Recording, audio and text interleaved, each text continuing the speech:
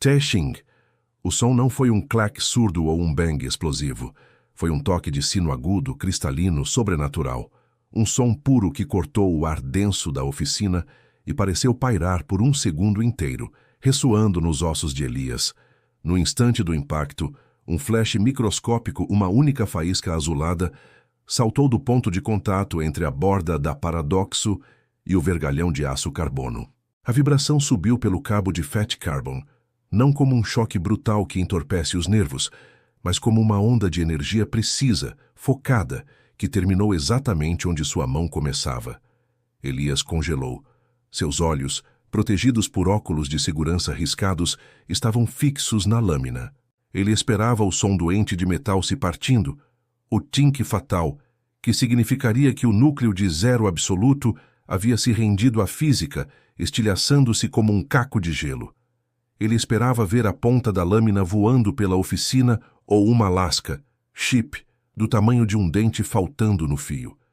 Mas a lâmina permanecia inteira, profundamente cravada na superfície do concreto e no metal que ela protegia. Seu coração batia forte contra as costelas, um tambor de guerra abafado.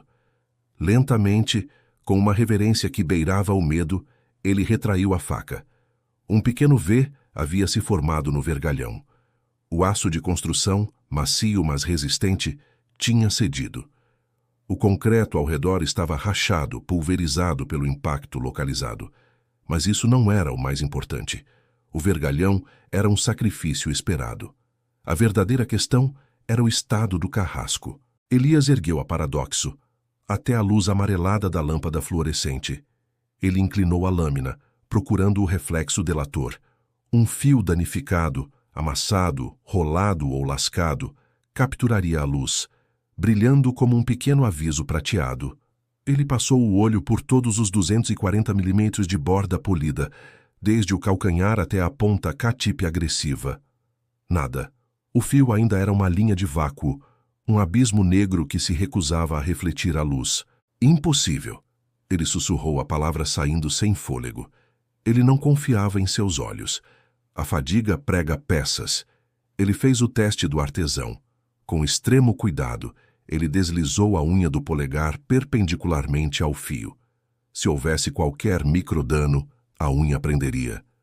A unha deslizou suavemente como se estivesse sobre vidro molhado, de ponta a ponta. A geometria do fio, um convexo sutil que ele passou dias aperfeiçoando, havia feito seu trabalho. A borda principal afiada a 15 graus por lado era sustentada por um microfio secundário, quase invisível a 20 graus, e toda a geometria da lâmina afinava de forma tão perfeita que a força do impacto foi distribuída para cima para a espinha dorsal mais espessa da lâmina, enquanto o núcleo de 68 HRC simplesmente ordenava que o aço mais macio do vergalhão saísse de seu caminho. O sanmai resiliente nas laterais havia comprimido e absorvido o choque, impedindo que a fratura se propagasse pelo núcleo vítreo. A engenharia havia triunfado sobre a força bruta, mas o teste estava longe de terminar. Aço contra aço era um teste de dureza e geometria. O próximo era um teste de pura afiação e resistência à abrasão. O Kevlar. Elias reposicionou sua postura. Ele limpou a poeira de concreto da lâmina em sua calça jeans e olhou para o bloco amarelo-dourado de fibras de aramida. O Kevlar era o inimigo silencioso das lâminas. Ele não quebrava o fio com impacto. Ele o matava suavemente. Cada fibra individual, mais forte que o aço em tensão, era projetada para agarrar qualquer microserrilha no fio de uma lâmina, embotando-a por atrito puro, essencialmente arrastando a borda afiada até que ela se tornasse arredondada e inútil. Um fio polido como o da Paradoxo era, teoricamente, ainda mais vulnerável, pois não tinha serrilhas agressivas para iniciar o corte. Elias colocou a ponta da faca contra a camada superior do bloco balístico. Desta vez, nada de golpes, apenas pressão. Ele empurrou para baixo, usando o peso de seu ombro. No início, parecia que ele estava tentando cortar uma esponja de aço. As fibras resistiram, esticando-se, recusando-se a ceder. Ele aumentou a pressão. O silêncio da oficina foi preenchido por um novo som, um som feio, como o de seda grossa sendo rasgada muito lentamente, um sip protestante. Era o som de milhares de ligações moleculares de aramida sendo separadas. A lâmina começou a afundar. A afiação extrema, em nível quase atômico, estava fazendo algo que lâminas menores não conseguiam. Em vez de ser agarrada pelas fibras, a borda incrivelmente fina estava deslizando entre elas, partindo-as longitudinalmente antes que pudessem aplicar sua força de tração total. Ele começou um movimento de deslizamento, um corte longo e deliberado. A faca cantava enquanto atravessava as 30 camadas. Era como cortar um bife incrivelmente duro, envolto em borracha. O atrito era imenso. O material agarrava as laterais da lâmina, o padrão de damasco criando microbolsões de ar que ajudavam a reduzir o arrasto. Mas o desafio era óbvio. O Kevlar estava lutando, aquecendo a lâmina pelo atrito. Fumaça fina, com um cheiro químico acre de plástico queimado, começou a subir de dentro do corte. Elias não parou. Ele cortou até o fundo, atravessando toda a espessura do bloco balístico nível 3A.